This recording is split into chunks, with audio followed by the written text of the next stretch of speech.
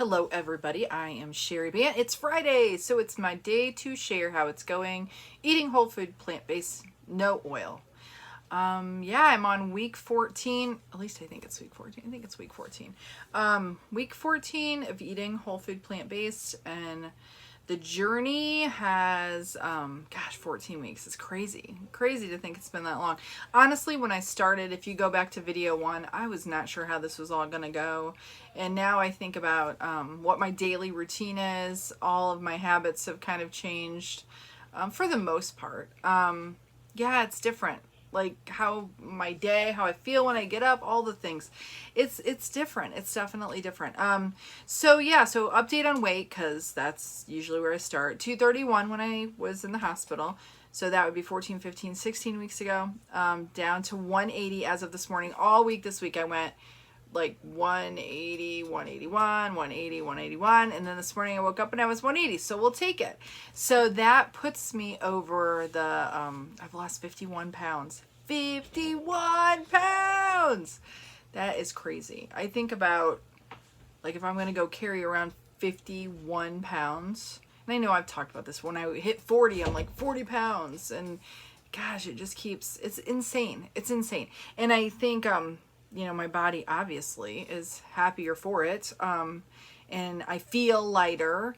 The only thing, and it's not really a problem, but it is a problem, is clothing is an issue. And I actually was looking at, I think I have the same shirt on that I had on last week, so not to confuse you. I did like change it between now and then.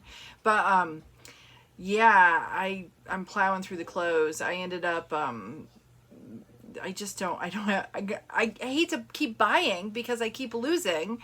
And so I kind of stole some stuff from Allison, and I ended up having to go buy more underwear this last week because the ones before are getting a little bit loose again. And yeah, it was weird because it's the first time I'm not like shopping in the plus size section, and I have certain ones that I like because that's just me. I'm going to make a joke and maybe offend some people, but I'm Lutheran, so I make jokes about having to do the same thing all the time. So you get to liking a certain thing, and you always like either wear that certain thing or buy that certain thing or do that certain thing or sit a certain place, because I'm Lutheran and that's what we do.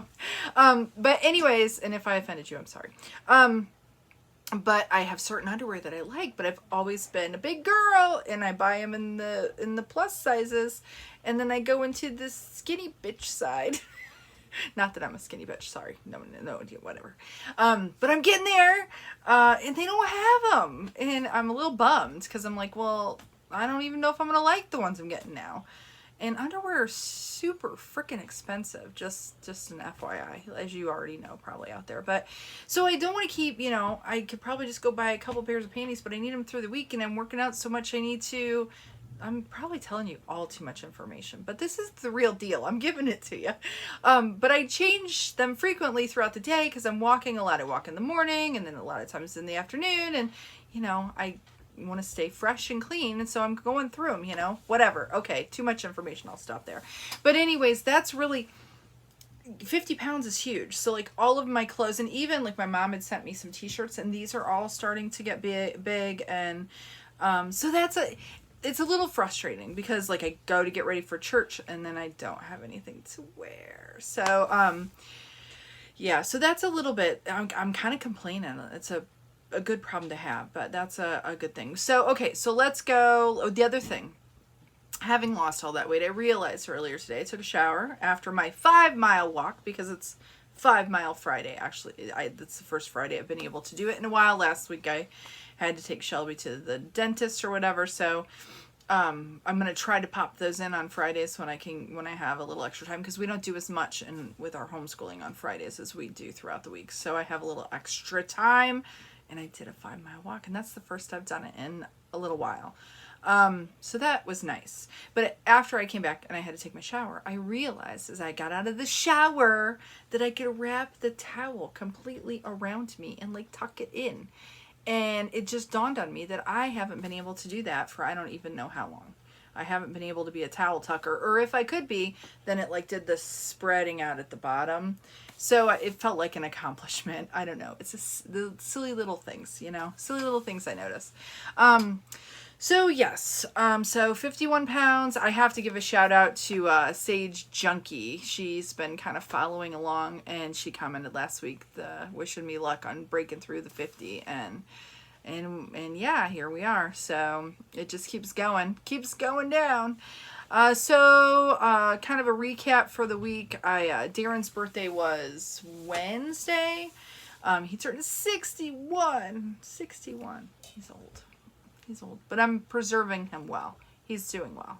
But anyways, I have to tell you, let me take a sip of, I am drinking coffee, because I have to go to the grocery store. I don't really want to do that, but, so I'm going to get pumped up on a little coffee here, get a little jazzed up. But, something we had talked about with the kids, Allison, the older kids, that we haven't done any, like, fast food at all, really. We had 2 times where we did Pizza Hut. I don't know if I talked about this in any of the other videos. And then what we did is we got the regular for the kids, and then we got, pizzas with no cheese on it, no dairy, whatever. And then just did veggie toppings. So we did that. We've done that 2 times. So, but we haven't gotten, I think when they went to visit Darren's mother, Darren took the kids and visited Darren's mom.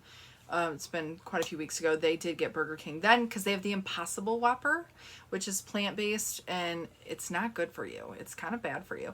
But anyways, we talked about for Darren's birthday, we would do something kind of fun like that. And then, and so I'm like, yeah, I'll do it. I'll eat the Impossible Whopper. Guys, I looked it up, and it was like so many grams of fat and like 600 and whatever bazillion calories. And not that I'm really, because I'm not counting calories at all, but I know, knowing what I eat throughout the day, that's huge. Like just one sandwich, and so I couldn't do it because it was a choice, and they weren't upset with me or anything. And then the kids all ended up, somebody got the burger that I didn't eat. So, and I did, one thing I did do though, is I did take a little pinch of the meat part of the burger. And it tastes like beef. I mean, it full on tastes like beef. So it's nice that those alternatives are there. And when I'm traveling and I don't have a choice, I think that I'll probably do those things. But I've done so well at not like eating crap that I just was like, I didn't want to feel bad, because I feel so good, and I just feel like that I would have felt bad. Plus, I'll be honest, one of the real reasons I wanted to not have it is I made Darren a vegan carrot cake. Whole food plant-based carrot cake, had absolutely no sugar in it.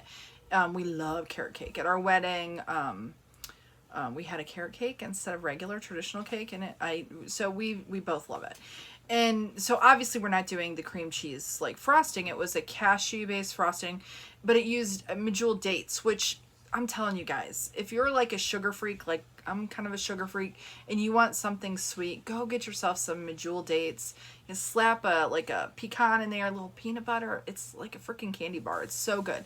But anyways, I was really anxious to see how it would turn out, because I find myself, this is the thing, after taking the Forks Over Knives cooking class, I'm baking quite a lot, which is crazy, because like no eggs, no oil. It works, guys, and the cake even rose, and it was really, really yummy. But I wanted to have some of that cake, and I knew if I ate that burger that I would feel like I can't have the cake. So I'm like, I'm eating the cake. Screw the burger. But I had some of it. It was not as good as it was good, but the cashew frosting was kind of a little heavy. Like I think I would prefer it without the cashew frosting.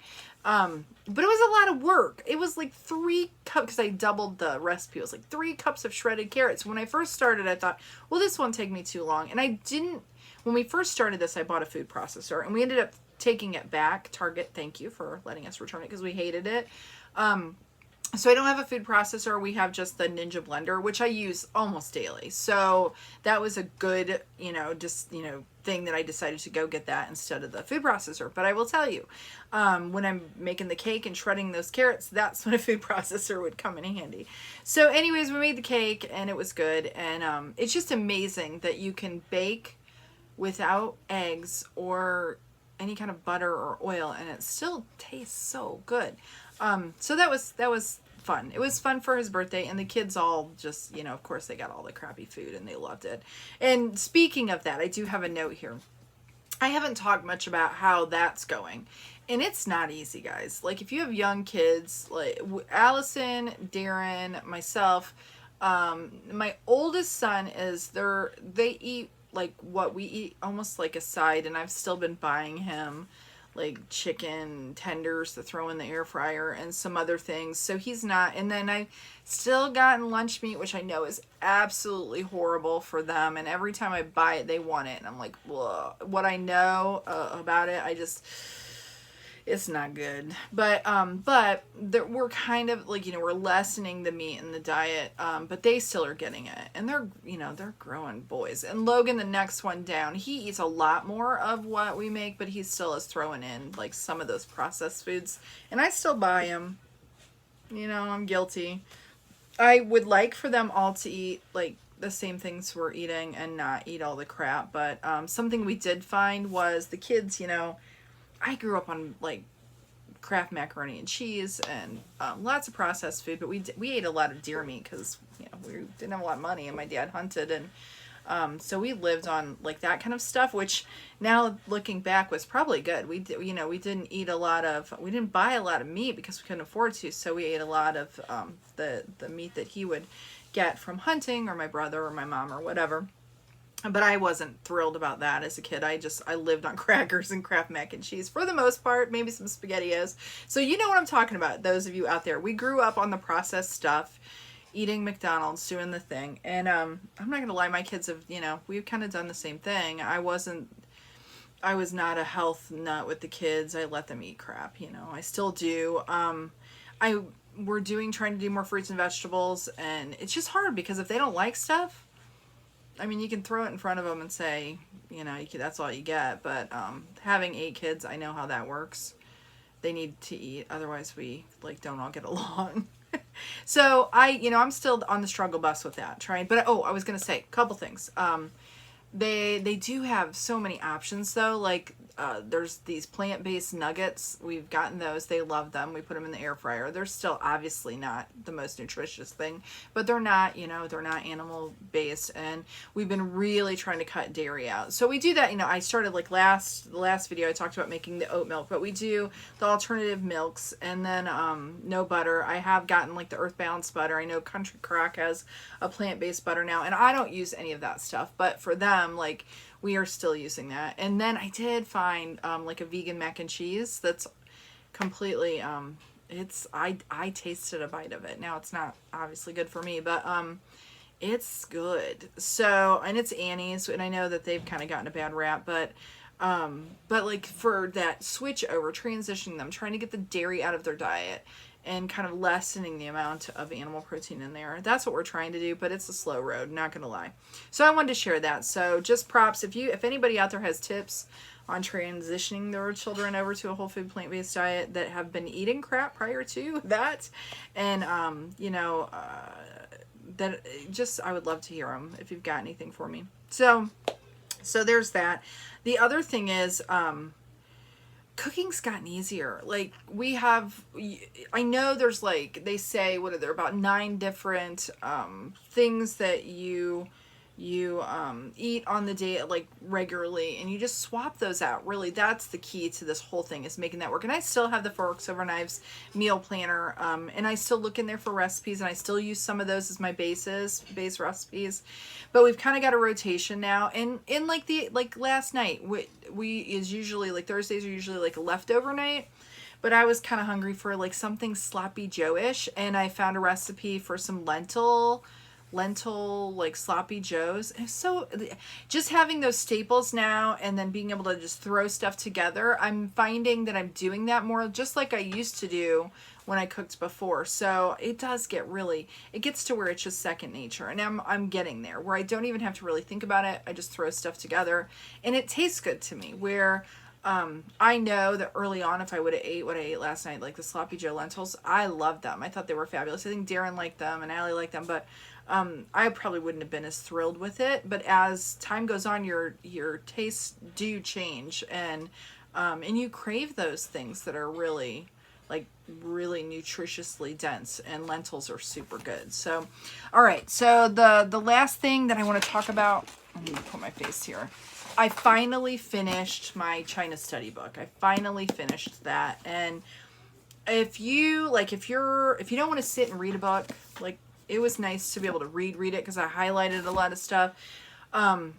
It was so good, guys. It was so good. If you've not watched the Forks Over Knives documentary, you need to do that. If you're a reader at all, get that book and read it. If you don't want to read the book, I'm sure they have it on audio. I'm sure you could probably get an audiobook. If not, it's worth your time. I would like to say as I ended the book that it made me feel better. It didn't. Not gonna lie. It's a little disheartening, a lot of the stuff that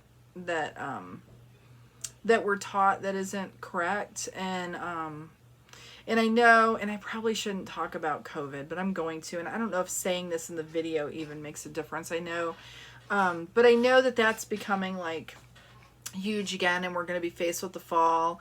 And without getting into any controversial stuff about vaccines or anything like that, I just want to say, I know it's a big scary thing for people to get sick and get COVID. Some people don't. They're like, yeah, whatever, it's the flu. But for others, it's a huge fear. But when I think about, we don't think about like how nobody's afraid of diabetes or a heart attack or all the other things that come along with how, what comes with the way that we eat and, the standard American diet, and what baggage we get in terms of disease with that. That is not a fear that people have. And these diseases are reversible by diet. And I just think we're focusing, and now obviously it's like if you turn on the television, which I'm not going to lie, I've had it off. I really haven't, which isn't always the best, it's good to be current and know what's going on in the world, but sometimes it just gets to be a little bit too much.